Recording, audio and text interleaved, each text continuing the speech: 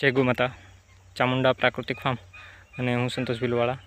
આ તમે જોઈ શકો આપણે સફેદ ગુંદરી જુવાર બરાબર સંપૂર્ણ પ્રાકૃતિક રીતે તૈયાર કરેલી અને સંપૂર્ણ ગૌકૃપા આધારિત 7 થી 8 ફૂટની એવરેજ હાઇટ છે બરાબર।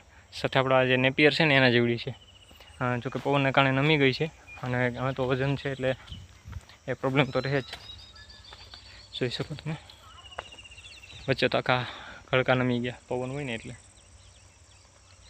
ને હજી તો વરસાદનો રાઉન્ડ કહે છે એટલે બધી નમી જશે। જોઈ શકો તમે સંપૂર્ણ ગૌકૃપા આધારિત અને પ્રાકૃતિક રીતે તૈયાર કરેલી આપણી સફેદ જુવાર બરાબર। સાથે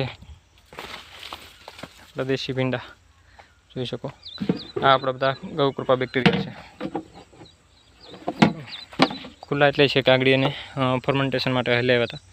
સાથે આ જે પપૈયા છે, હવે આ જે ગૌકૃપા તૈયાર થઈ રહ્યું છે એ આ પપૈયા માટે જ છે બરાબર। આ બધા કેમ કે શું કહેવાય કે હવે તો આપણે બધા પાક પાકી ગયા એટલે ક્યાંય પાવાનું ન હોય, માત્ર ગૌકૃપામાં જતું હોય। જોઈ શકો આપણે પપૈયા, આ પપૈયામાં જે આંતરપાકમાં આપણે જે તલ હતા એ પણ આપણે ઉભળા કરી નાખ્યા છે બરાબર। પણ આ વરસાદનો રાઉન્ડ આવે છે એટલે નુકસાન તો થોડુંક થશે આમાં પણ જોઈએ આગળ જે થાય।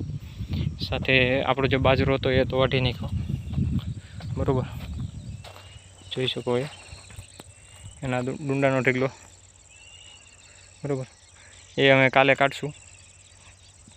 જોઈ શકો તમે